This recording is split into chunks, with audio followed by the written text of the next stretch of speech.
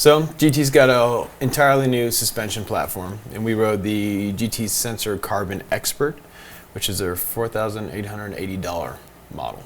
What'd you guys think of it? I loved it. Yeah, I loved it too, actually.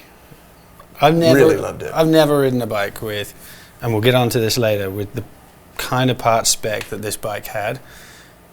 Kind of not that great brakes, formula brakes, kind of slimy tires, divey, noodly forks, long stem, narrow bars, a physique saddle, all these things. A really painful physique saddle. Yeah. The Tundra, the ass killer. Just call it what all it is. these things that really could ruin a bike. And still, like, I had such a blast on this bike. This bike has got some real pedigree. It's really exciting what GT have done. This carbon frame with this whole new suspension design and a really, really smart geometry. Yeah, which is kind of big news. I mean, I think GT gets the bad rap. iDrive, for whatever reason, never really took off, right? And that's a long time to not take off. It's like 10, 15 years of not taking off. And I think a lot of people have kind of just been sitting on the sidelines going, well, GT just doesn't have much in their back pocket. But I think this bike's going to change things. I mean, I was the same way. I was really bummed with the Sector fork, and I was kind of blown away. It's, nearly a $5,000 bike, and it's got a Sector, a RockShox Sector. I'm not saying it's a bad fork, but it's the bargain fork. On basically let's just call it $5,000 bike. What the hell? And it's a 32 millimeter stanchion, and this is your trail bike, right? So it's 130, but the rear end is so good. The bike is so capable, and it's so maneuverable, and it sucks up bumps so well, and then the fork is just letting you down. It's, as you said, it's noodly, it dives. It felt like there was less. It felt like there was less than 130 millimeters up front, and it felt like there was more than 130 in the back. I'd like to put like a 34, or what would kill it would be a Pike. A Pike in 140, this thing would be unstoppable. It's almost like a dream machine. Like top 5 bikes you could even choose for all mountain. You liked it that much? Setup. Yeah, totally. It's my favorite bike so far of the whole Bible bike test. That's high praise. I like the fact that the weight on the bike is down so low. I mean, when you're hitting some of the switchbacks, like I came into them a little bit hot, and it was just so easy to whip the bike through there. The bike feels it's got like a sub 13-inch bottom bracket. Is that correct? Yeah. Now they say it's 13.1, but I measured it, and maybe I'm a kook, but I came out with like 12.7, 12.8, and I was banging the poop out of my pedals, like everywhere, on places I wasn't banging them anywhere else. So like, I guess if you live somewhere where you're pedaling through a lot of rocks and roots, like our trail, like our test loop is probably not the ideal setting for it, but the trade-off was brilliant. I know this isn't fashionable or popular, but I think and you'll admit this, but if you strike in your pedals, it's rider error.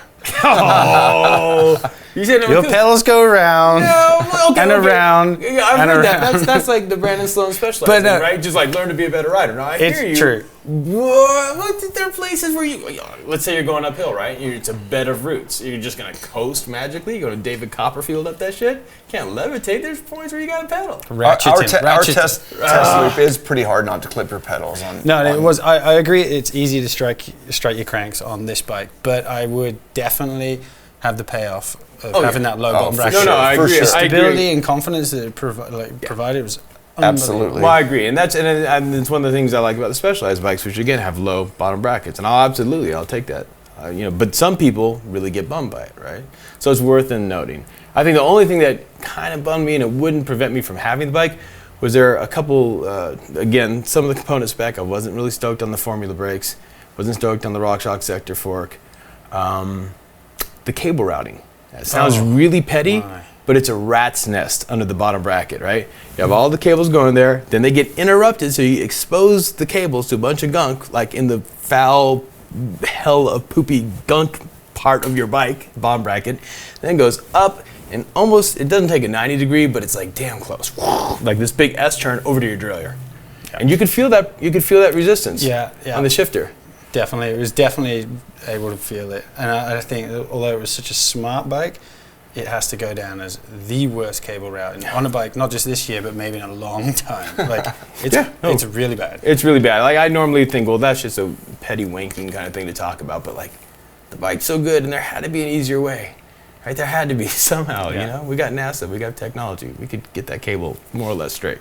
So I don't know, but it's not like it stopped me from loving the bike. I had the same feeling. I don't think there's been one bike in this test where I had as many parts that I listed as not being happy about, and yet I had such a great time on the bike. It's a fun bike.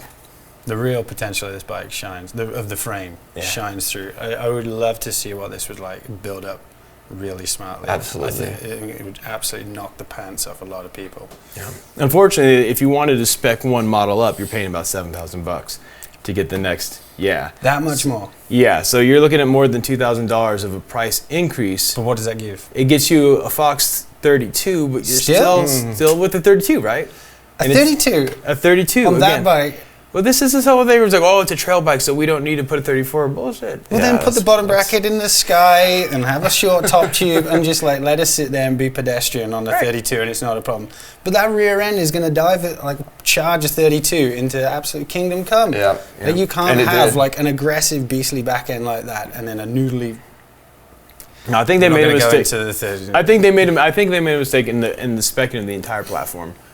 For this their trail category, I would like to see at least a 34. But you know, I would get this bike and I'd put a Pike on the front. Exactly, buy that at this price point. Or a 34, but I put a Pike on mine. Yeah. Robert's your mother's brother. And there you have it.